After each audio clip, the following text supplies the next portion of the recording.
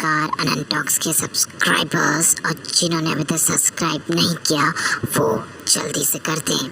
चलिए शुरू करते हैं। हेलो गाइस, तो आज हम पहुंच चुके हैं क्लास 9th में। तो क्लास 9th में हमारा पहला चैप्टर है matter in our surroundings, science का। तो इसमें मैटर किसे कहते हैं, आखिर पहचानूंगा कैसे कि ये मैटर है और ये मैटर नहीं है। तो सबसे पहली बात, मैटर किसे कहते हैं, तो ये वीडियो उसी पे होगी। पेपर में आ गया व्हाट इज़ मैटर और refine the characteristics of matter. तो कैसे हम इस प्रॉब्लम से डील करेंगे, इस वीडियो में आपको ये देखने को मिलेगा। तो चलिए वीडियो शुरू करते हैं।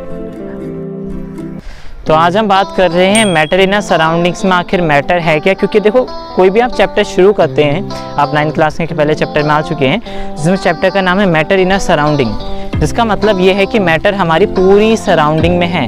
अब ये तो जान ले कि आखिर ये मैटर है क्या, क्योंकि अगर हमें पता नहीं है कि हमारे आसपास है क्या, मैटर ही मैटर है, लेकिन ये आखिर मैटर का मैटर क्या है। तो इस चीज़ को जानने के लिए बहुत ज़रूरी है कि हम मैटर के बारे में रिसर्च करें, कुछ जानें, कुछ पूछें कि आखिर ये मैटर चीज़ है क्या। तो कोई भी आप शुरुआत करें तो मैं तो चाहूँगा कि आप उसके एकदम रूट से जाएं कि आखिर ये मैटर क्या है।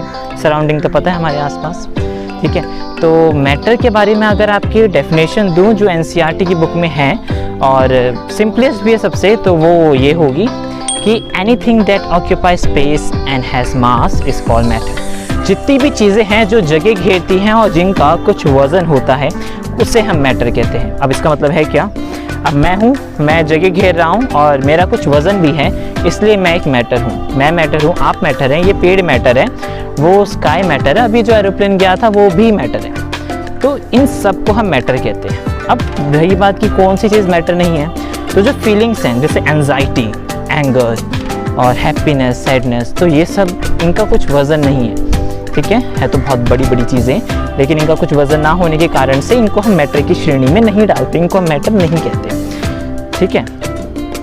दूसरी बात, अब मैटर के कुछ कैरेक्टरिस्टिक्स होते हैं, लेकिन उससे पहले मैं बता दूं कि मैटर जो होता है 5 एलिमेंट से बना हुआ होता है, जिसमें से आगे हमारा अर्थ, हमारा स्काई, हमारा एयर, वाटर एंड फायर।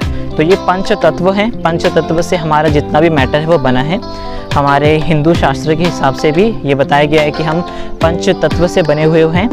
तो ये था एक मैटर का इंट्रोडक्शन। अब इसके बारे में अगर आप जानेंगे कि मैटर के कैरेक्टरिस्टिक क्या हैं, क्योंकि अगर आप बोलें कि वो इंसान को देखा है ना, तो इंसान के कुछ कैरेक्टरिस्टिक हैं कि हम ऐसे दिखते हैं, हमारे 2 हाथ हैं, 2 आँख हैं, ऐसे मुंह ऊपर है, हम पैरों से चलते हैं, 2 पैरों से चलते हैं, तो ये सब हमारे कैरेक्टरिस्टिक हैं। तो ऐसे ही मैटर की भी कैरेक्टरिस्टिक हैं, कुछ सेम है। मतलब इस पेड़ में और मेरे में सिमिलैरिटी दिख रही है, नहीं फेस मैच नहीं हो रहा, लेकिन कुछ ना कुछ कैरेक्टरिस्टिक सेम होते हैं।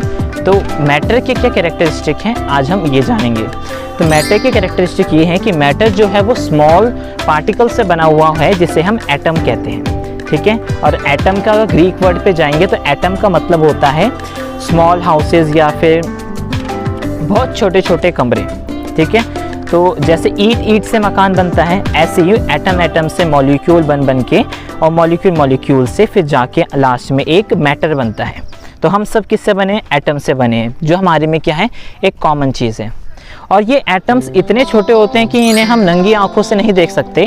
इसके लिए हमें बहुत ज़्यादा पावर के माइक्रोस्कोप्स यूज़ करने पड़ते हैं। दूसरी बात, तीसरी बात ये कि इन एटम्स के बीच में भी जगह होती है, खाली स्पेस होता है, और जिसकी वजह से ये फ्रीली मूव करते रहते हैं, ये एक जगह रुके हुए नहीं रहते।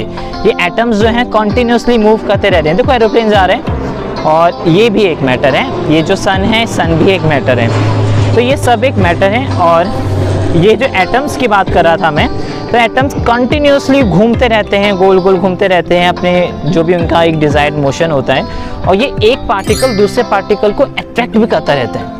कभी अट्रैक्ट करता है, कभी ये पार्टिकल्स रिपल करते हैं, तो इनके अंदर फोर्स ऑफ अट्रैक्शन भी होता है। तो ये सब चीज़ें थी मैटर के बारे में। तो अगर आपको एग्जांपल देना हो कि एयर का, मैंने भी पूछा था कि क्या एयर एक मैटर है, तब ये बोल सकते हैं कि जब देखो एक गैस सिलेंडर होता है एलपीजी का, तो उसके अंदर पहले बहुत ज़्यादा कंप्रेस नेचुरल सीएनजी का एक सिलेंडर ले लो, तो उसके अंदर कंप्रेस नेचुरल गैस होती है, जिसमें नेचुरल गैस को कंप्रेस करके एक सिलेंडर में रखा जाता है। लेकिन जब वो भरा होता है वो काफ़ी भारी होता है, लेकिन जब वो खाली हो जाता है तो हल्का हो जाता है। तो इसका मतलब क्या है कि उस सिलेंडर के अंदर जो गैस थी उसमें बहुत ज़्यादा वज़न था। तो मतलब हवा का वज़न होता है, उनके पार्टिकल्स दूर दूर होते हैं इसलिए से उनका वज़न कम लगता है, लेकिन सबका एक वज़न होता है। तो ये सब मैटर के अंदर आते हैं। फीलिंग्स जो होती हैं वो मैटर के अंदर नहीं आती। अगली वीडियो में बात करेंगे इसी से आगे किसी एक नए टॉपिक पे, जिसमें मैं ऐसे ही किसी तरीके से आपको कुछ समझाऊंगा।